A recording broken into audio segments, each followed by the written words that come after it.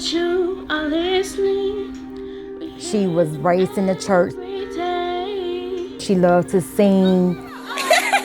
She was just the sweetest person I know, and still to this day, the sweetest person I've ever known. Father, please hear us. A proud mother raves about a daughter she'll never get to see grow up.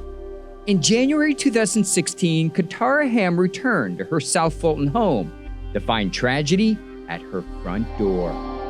And I looked down, and she was literally at my feet.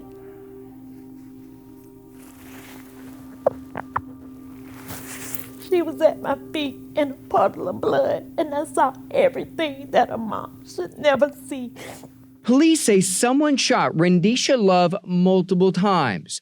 No known motive, no suspects. She was 17 years old. Katara went from planning her daughter's prom to planning a funeral in the same week. All in the same week. And it hurt so bad because I never got a chance to see my daughter in her prom dress. After the shooting, Katara fell into a deep depression.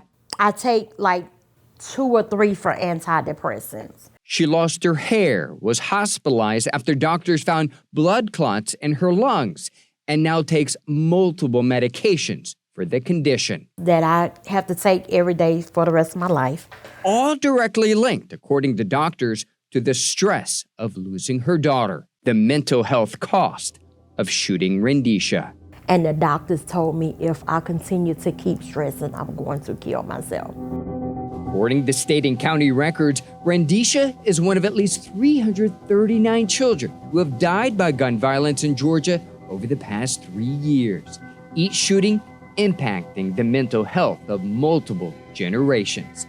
A new study released by Harvard researchers last year found gun violence survivors experience a 50% increase in psychiatric disorders and an 85% increase in substance use disorders.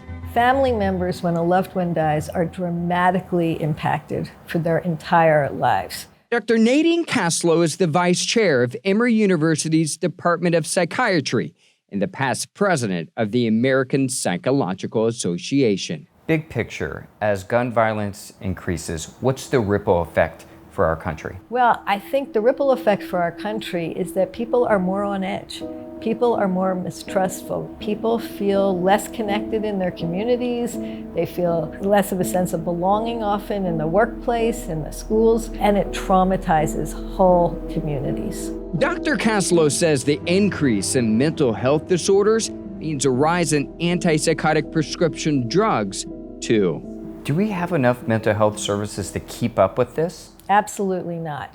There is a huge disparity between the need for mental health services and the available mental health services. The consequences are people aren't getting the help that they need. 8 years after the shooting, She is right straight ahead. Randisha's murder remains unsolved, Hey, Pookie. compounding the cost of gun violence and a grieving mother. When you see a story on the news about someone shot or someone losing someone to gun violence, what goes through your mind? I know exactly what that mom is feeling. It hurts as if I'm going through it again myself. I just want to make her proud. I just want to make her proud. Killing somebody, shooting somebody.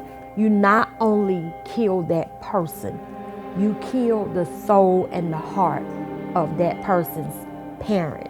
This is what you leave behind.